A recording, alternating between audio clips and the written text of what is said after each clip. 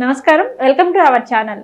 November మాసంలోని ద్వాదశ రాశుల ఫలితాలు ఏ విధంగా ఉన్నాయో తెలియచేయడానికి ఈ రోజు మనతో పాటు ఉన్నారు ప్రముఖ జ్యోతిష్య, వాస్తు మరియు ఆధ్యాత్మికవేత్త, అలాగే శ్రీ విద్య ఉపాసకురాలు జయప్రద అమ్మగారు. మరి అమ్మవారితో మాట్లాడి ద్వాదశ రాశుల ఫలితాలు ఏ విధంగా ఉన్నాయో అడిగి తెలుసుకుందాం. అమ్మ నమస్కారం. నమస్తే అమ్మ. శ్రీమాత్రే నమః. అమ్మ, సింహరాశి వారికి వచ్చేసి ఈ నవంబర్ మాసంలోని వారికి ఎటువంటి ఫలితాలు రాబోతున్నాయి అంటారు? మరి వారికి ఎలా ఉండబోతుంది అంటారమ్మా? తప్పకుండా అన్న. సింహరాశి వాళ్ళకి ఈ మాసం కాస్త అనుకూలంగానే ఉంది. సో ఎప్పటి నుంచో వీళ్ళు ఎదురు చూస్తున్న కొన్ని శుభవార్తలు, శుభ ఫలితాలు కాస్త గత మాసం నుంచి వీళ్ళకి అనుకూలంగానే ఉంది. గత మాసం కూడా వీళ్ళకి బాగుంది, ఈ మాసం కూడా కాస్త అనుకూలంగానే ఉంది. సరే, సింహరాశికి అధిపతి అయిన రవి మాత్రం కాస్త తులారాశిలో బలహీనంగా ఉండడం, పూర్తిగా కర్కాటక రాశిలో కుజుడు బలహీనంగా ఉండడం వల్ల, రవి కుజుడు ఇద్దరు కొంచెం బలహీనంగా ఉండడం వల్ల సింహరాశిలో కాస్తంత బలం అనేది కాస్త తగ్గిందని చెప్పుకోవచ్చు. ఏ విషయమైనా అంటే ఏ విషయాల్లో బలం తగ్గింది అంటే కెరీర్ సంబంధించిన విషయాల్లో వాళ్ళకి, కెరీర్లో గ్రోత్ రావాలనుకునే వాళ్ళు, ప్రొఫెషనల్గా ఎదగాలనుకునే వాళ్ళకి కాస్తంత తగ్గుముఖం పడుతుంది. అంటే ఏ విధంగా అంటే కాస్త కొంచెం ఇబ్బందులు, వాళ్ళకి శత్రుత్వం రావడం కానీ తప్ప మిగతా వాళ్ళకి అనుకూలంగా ఉంది. ఒక ప్రొఫెషనల్గా ఎదగాలనుకునే వాళ్ళు మాత్రం కాస్తంత ప్రతికూలం కనిపిస్తుంది. ఇక్కడ ఈ ప్రతికూలత ఎప్పుడు దాకా ఉంది అంటే కాస్త నవంబర్ 16 దాకా ఉంది. నవంబర్ 16 నుంచి మళ్ళీ నార్మల్ స్థితికి మంచిగా వీళ్ళు అనుకున్నవన్నీ సాధించగలుగుతారు. సో 15 రోజులు మాత్రం కాస్తంత ఇబ్బందులు ఉన్నాయి కనుక మిగతా అన్ని బాగున్నాయి. సింహరాశి వాళ్ళకి ముఖ్యంగా ఏంటంటే వివాహ ప్రయత్నాలు చేసే వాళ్ళకి వివాహాలు అయ్యే అవకాశం ఈ మాసంలో. నవంబర్ 16 నుంచి శని భగవానుడు వక్రగతి నుంచి నార్మల్ స్థితి రావడం వల్ల, సో సప్తమ స్థానానికి శని భగవానుడు ఈ సింహరాశి వాళ్ళకి ఉండడం వల్ల ఏంటంటే మంచి సంబంధాలు రావడం, వీళ్ళకంటే కాస్త నాలెడ్జ్ ఉన్నవాళ్ళు, వీళ్ళకంటే కాస్త గొప్పవాళ్ళు, వీళ్ళకంటే కాస్త మంచివాళ్ళు, ఇలా విధానమైన విషయాలు ఎక్కువగా వీళ్ళకి కనిపిస్తున్నాయి. అంటే ఎవరైనా ఏమైనా సంబంధం చేసుకోవాలనుకుంటే మంచి వాళ్ళని మనకు కొంచెం ఉన్న వాళ్ళని చేసుకోవాలనుకుంటే అలాంటి అవకాశం ఎక్కువగా ఉన్నవాళ్ళు ఉంది వివాహ వాళ్ళకి. తర్వాత వ్యాపారస్తులకి వ్యాపార అభివృద్ధిలోకి వెళ్ళాలనుకున్నారు, ఎప్పటి నుంచో ల్యాండ్స్ గురించి మీద ఇన్వెస్ట్ చేయాలనుకునే వాళ్ళకి వీళ్ళకి కూడా అనుకూలంగానే ఉంది ఈ మాసం. సో ఎవరికి బాగాలేదు అని అనుకుంటే సింహరాశిలో మెయిన్ ప్రొఫెషనల్ గా ఎదిగే వాళ్ళకి తప్ప మిగతా అందరికి బాగుంది. సంతానం, ముఖ్యంగా సంతానానికి కాస్తంత వాళ్ళు అనుకునే విధంగా, అంటే ఇప్పుడు మా అబ్బాయి మాట వినట్లేదు అనుకునే వాళ్ళు ఈ మాసం నుంచి వాళ్ళు మాట వినడం కానీ, ఏం చెప్పమంటో చెప్తే చేస్తాను కానీ చేయడం కానీ, పిల్లలు మాట వినడం కానీ, సో ఒక దారిలో పడడం కానీ, చదువులు శ్రద్ధ పెట్టడం కానీ, చదవడం కానీ, ఉన్నత విద్యలకు వెళ్ళడం కానీ, ఇవన్నీ సింహరాశి వాళ్ళకి అనుకూలంగా కనిపిస్తున్నాయి. సింహరాశి సంతానం బాగుంది, సంతానానికి యోగంగా ఉంది. సంతానం ఒక ఫలితాలు మంచి ఫలితాలు, మంచి ఉద్యోగాలు, వాళ్ళకి వివాహాలు అవ్వట్లేదంటే వివాహాలు అవ్వడం, వాళ్ళకి ఉద్యోగాలు రావట్లేదు ఉద్యోగాలు రావడం, విదేశాల్లో సెటిల్ అవ్వాలనుకున్న వాళ్ళు విదేశాల్లో సెటిల్ అవ్వడానికి అన్ని అవకాశాలు సింహరాశి వాళ్ళకి చక్కగా కనిపిస్తున్నాయి. అమ్మ, సింహరాశి వారికి వచ్చేసి ఆరోగ్యం విషయంలోనే ఎటువంటి జాగ్రత్తలు తీసుకోవాలి అంటారు?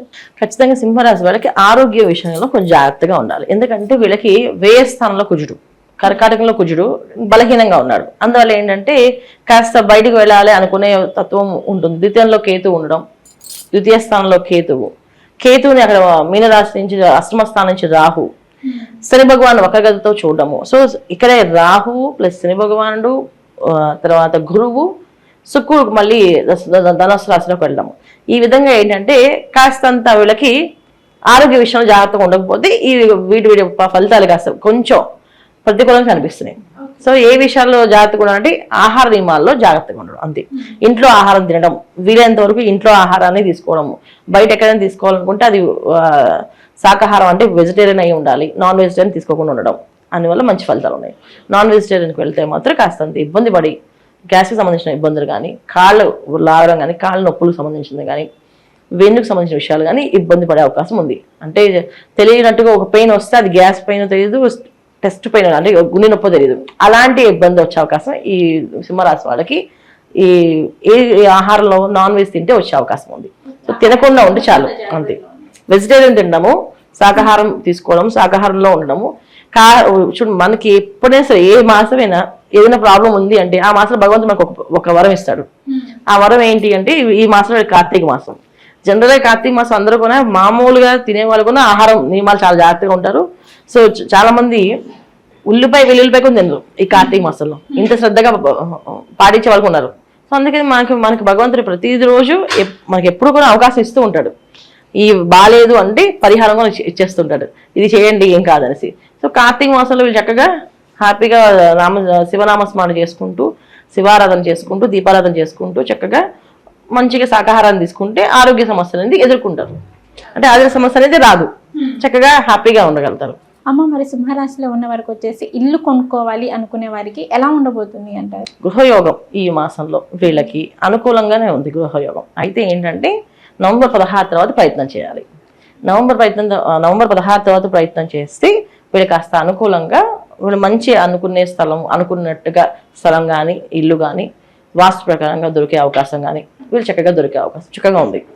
ఏంటి అంటే మెయిన్ చేయాల్సిన పని ఏంటంటే కార్తీక మాసం ఏదైతే వస్తుందో వీళ్ళు ఇల్లు కొనాలి అనుకునే వాళ్ళు ఖచ్చితంగా వాళ్ళు దీపారాధన, సూర్యోదయం పూర్వమైన నిద్ర లేవడము, చక్కగా స్నానం చేయడము, దీపం వెలిగించడం, ఇది ఖచ్చితంగా చేస్తే ఈ మాసంలో వాళ్ళు అనుకునే పరిస్థితి అంటే అనుకునే గృహం ఏదైతే ఉందో కొనుక్కోగలుగుతారు.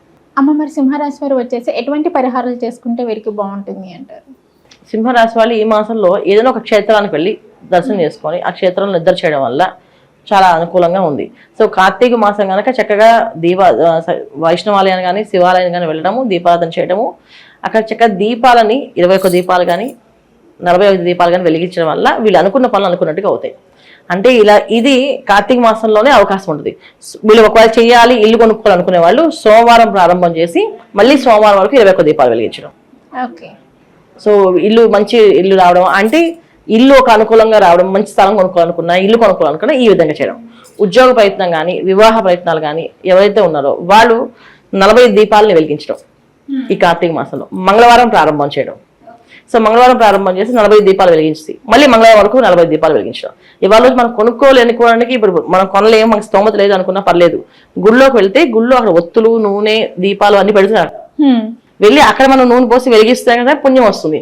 మనకు శక్తి లేదు అనుకుంటే అక్కడ గుళ్ళో చేయించండి. గుళ్ళో వెళ్ళి అక్కడ గుళ్ళో ఆ దీపాలన్నీ వెలిగించి రండి. శక్తి ఉంది అంటే చక్కగా నువ్వుల నూనె కొనుక్కోండి, ఒక బాటిల్, చక్కగా దీపాలన్నీ వెలిగించండి.